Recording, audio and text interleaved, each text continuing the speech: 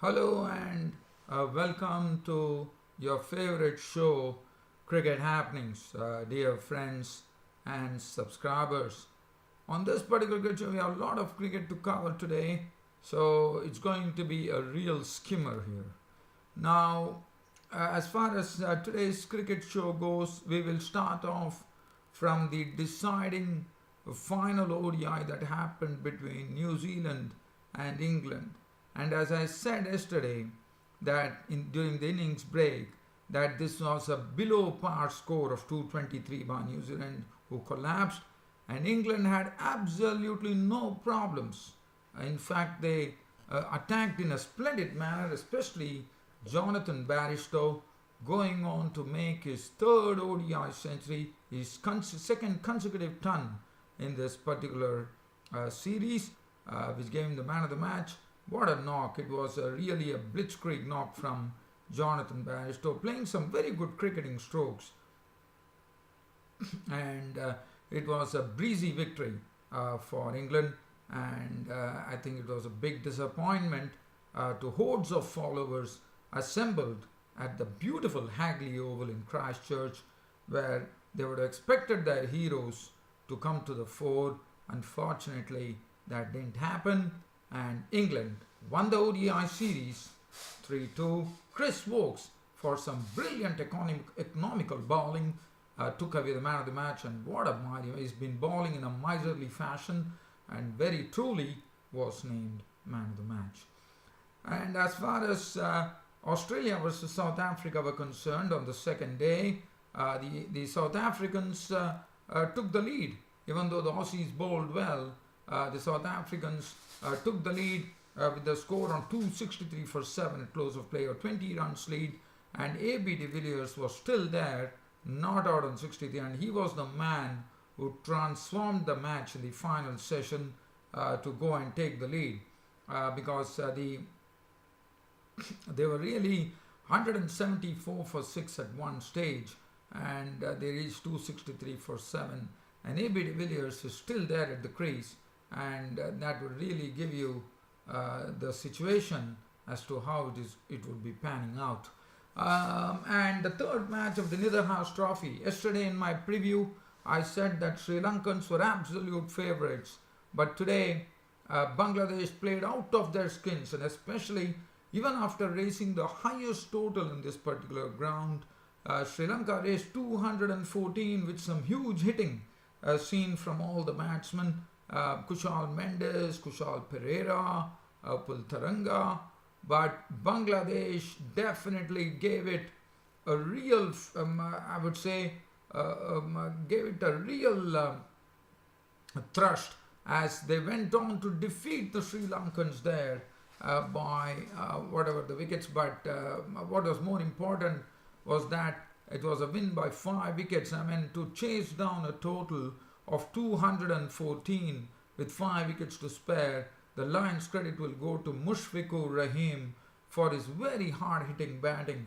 I mean, there was a methodical approach to his batting, and he was the one who took them to victory with a very, very audacious knock of an unbeaten 72 of just 35 deliveries, containing 5 fours and 4 sixes, and he got tremendous support from Liton Das, who was told to open the innings today, who slammed 43 of just 19 deliveries, which contained 5 sixes in all with 2 fours. So that was so Bangladesh definitely, I think definitely changing the equation after suffering a lot of defeats at the hands of the Sri Lankans. One has to definitely credit Bangladesh. Bangladesh require commendation for going and hitting the Lankans hard in this third, and Bangladesh opened their account in the Netherhouse Trophy. So it's really building up. So all the 3 teams are with points now in the Netherhouse Trophy. Other than that, we will have a look at the fixtures in the World Cup qualifiers.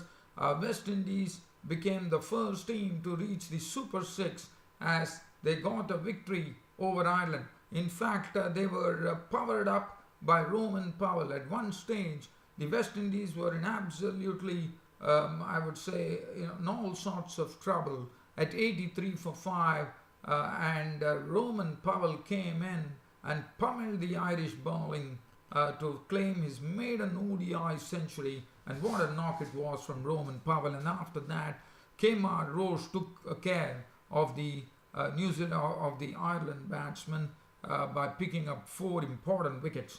So West Indies have reached the Super 6, so they have done that, taken the first step towards qualifying for the World Cup by getting into the Super 6. Afghanistan, who have been struggling so far to get their footing in this World Cup qualifiers, finally got off the mark when they went on to beat Nepal. And it was good to see. It was Mohammad Nabi and Najibullah putting up a good show there over Nepal. Now, as far as Afghanistan's hopes of getting into the Super 6 will hinge on one match, and that is Nepal's win over Hong Kong. So they would be praying that Nepal actually beats Hong Kong in the next match, if at all Afghanistan, who are having an outside chance of going and making it to the Super 6. And today we also saw Rashid Khan do a daring move in the sense when Afghanistan were chasing, he decided to thrust himself into the opener's role. That takes a lot of guts, and he definitely hit well. He hit 4 boundaries in a very quick fire knock, and it was good to see. So Rashid Khan, the youngster, taking the gauntlet, taking the onus on him to lead the way, and he also picked up 3 wickets. So Afghanistan finally opening their account, and I know it's not going to be easy. It'll be interesting to see whether Afghanistan, who were touted as favourites to make it to the World Cup, get their bearings, if at all Nepal win over Hong Kong. And as far as the host Zimbabwe were concerned, they went on to a very good victory over Hong Kong. And Zimbabwe, well, they played in a really, really aggressive fashion. And especially this new bloke, Sefwa Zua, who is opening with Solomon Mar, was absolutely in his element. He was slamming 6 and 4s, right, left and centre. And they gave an electric start, as Zimbabwe have made it a habit of giving electric starts with 2 openers, Solomon Mar and Sefwa Zua, playing aggressive cricket. And this can really bother the opposition bowlers, because from both the ends you are having batsmen who are hitting the bowlers. Netherlands got a victory over Nepal. Netherlands got a victory over, I think it was Papua New Guinea, that they got a victory. I'm just trying to see it. Zimbabwe beat Hong Kong, Afghanistan beat Nepal. So yes, Papua New Guinea were beaten by Netherlands. And so this is the, as far as, so let's have a look at the points table in the ICC Cricket World Cup qualifiers. West Indies on the top with 6 points. Ireland have 4 points. Ireland have 4 points. And United Arab Emirates have 4 points. Netherlands have 2 points. Papua New Guinea has no point. Group B, Zimbabwe have 6 points. Scotland have 6 points. Afghanistan are 2 points. Hong Kong have 2 points. And Nepal. Now, the reason that Afghanistan, if at all Nepal beats Hong Kong, Afghanistan can qualify. The reason being all the 3 teams will be locked on 3 points, on 2 points, and that will enable Afghanistan on a better run rate that they have, a positive run rate, which will help them make it to the Super 6. So definitely Afghanistan will be praying that Nepal goes on to beat Hong Kong. And that is something. Hong Kong are a good team. They already proved themselves. They already created 1 upset in the tournament already when they hit the Netherlands. So it is not something. No, in fact, Hong Kong defeated Afghanistan. Just trying to recollect. I think Hong Kong beat Afghanistan. Yes. So there is a lot of things to really go through. As I said, today it's a real skimmer because of a lot of cricket. So, but now let's head towards First, the fifth ODI, which I'm talking about, the fifth ODI, the decider at the Hagley Oval in Christchurch, which would have disappointed hordes of supporters who had gathered there on a weekend at the Hagley Oval in Christchurch to witness the decider between after the ODI series was fought with lots of fervor.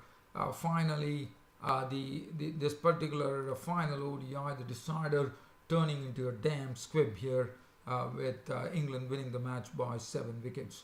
So just talking about the match, the New Zealand never got their bearings right, as I've already spoken about this. 223 all out.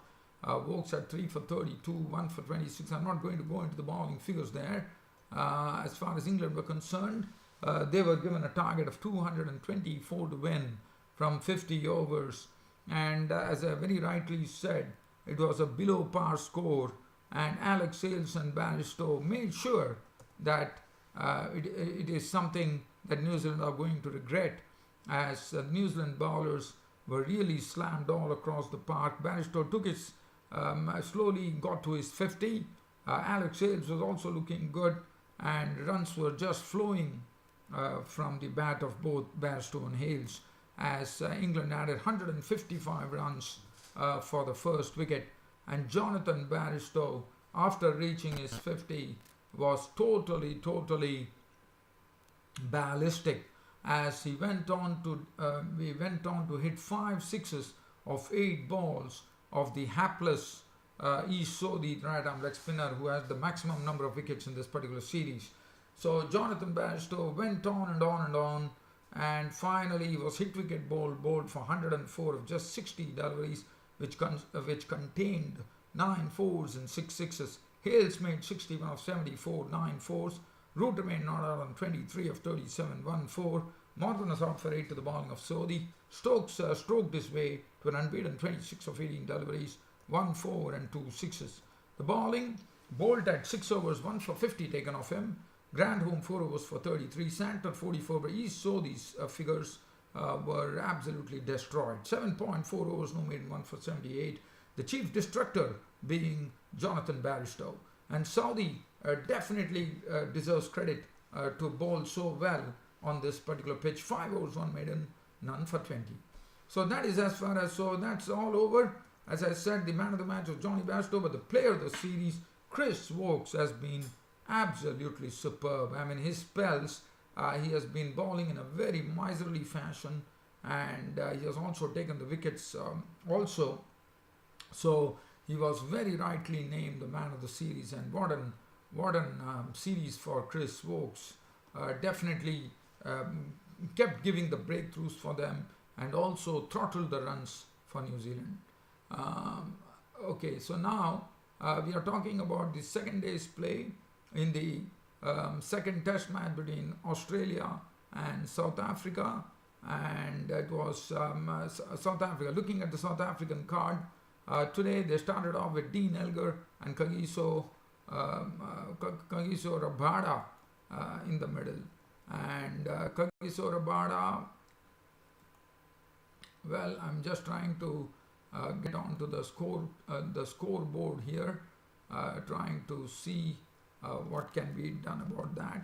So Dean Elgar started off with Kagiso Rabada, and it was Kagiso Rabada, after continuing that stroke making of his, after hitting 6 fours, knocking 29, he chopped one onto the stumps of the bowling of Patrick Cummins for 29.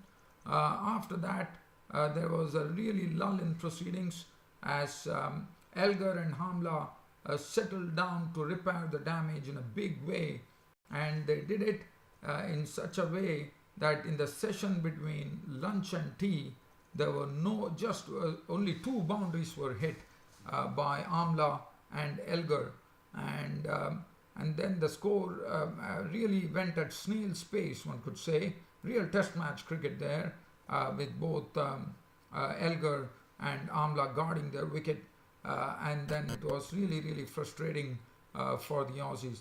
But the Aussies definitely hit back after that, with Mitchell Starc getting some reverse swing like what Rabada did on the first day. Starc got a ball to tail in to Hashim Amla to clean bowl him for 56 with 6 boundaries. Elgar fell a victim to the bowling of Hazelwood when he nicked one to the keeper Payne for 57 with 6 boundaries. And then Mitchell Marsh started showing some reverse swing exhibition there as he picked up 2 wider wickets. Duplessis was LBW bowled Marsh for 9 with 1 boundary. Tinius Du Bruyne was LBW bowled Marsh for 1. And Nathan Lyon taking care of Quinton de Kock when he had an off break which actually went on to hit the off stump of Quinton de Kock for 9, and that really left South Africa at 227 for 7.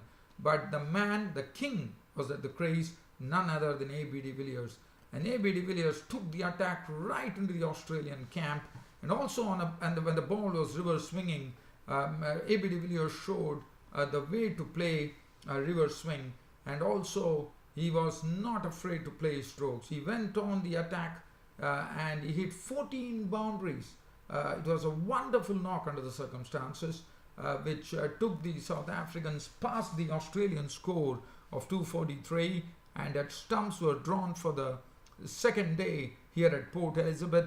The South Africans were 263 for 7. The king batsman, A.B. de Villiers, was not out on 74 with 14 boundaries. It was real one-day stuff from A.B. de Villiers. Vernon Philander was not out on 14 with 2 boundaries and 20 runs slayed. And with A.B. de Villiers still there at the crease, one knows what to expect. The ball will be fairly new, so that you can be expected to get runs when A.B. de Villiers at the crease. You know that the ball can really fly into the boundaries, and there could be a lot of boundaries coming in. And the good reverse swing bowling from Mitchell Starc, 1 for 78. Cummins at 2 for 55, 1 for 73. Hazelwood, Mitchell Marsh 2 for 26 and 1 to Nathan Lyon. Important wicket of Quinton de Kock. Well, from here we shift on to the third match of the Netherhouse Trophy in Sri Lanka. And as I said, that was a match where one probably would have never given any chances to Bangladesh, especially considering their recent track record against Sri Lanka, and especially considering that Sri Lanka raised their highest total on this particular ground at Colombo, where they went on to sit on a total of 214 for 6, batting first. It was aggression all the way around. It started with the openers, Gunathilaka making a hard 26 of 90 deliveries with 3 4s and 1 6.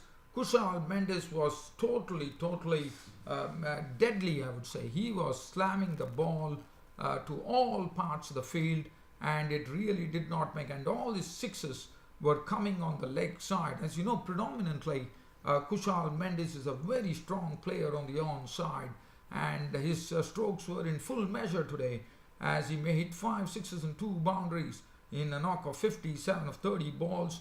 Kushal Pereira, as he did against the previous match, once again started pasting the bowlers all over the place by pasting 74 of just 48 deliveries, 8 4s and 2 6s. Shanaka was out for naught, Chandimal for 2. Taranga really indulged himself at the end, death overs, to make an unbeaten 32 of 15, 4 4s, 1 6. And the Sri Lankans managed to put up the highest ever total on this particular ground at 214 for 6. The bowling figures, Taskin Ahmed 40 runs of his 3 overs with 1 wicket. Mushfiqur Rahim picked up the wicket, 3 for 48. Rubelism none for 45. Marius and Miraz I thought bowled well, none for 31. 2 overs for 20 with Nazmul Islam. Soumya Sarkar 1 over 11, and Mahmudullah bowled 2 overs for 15.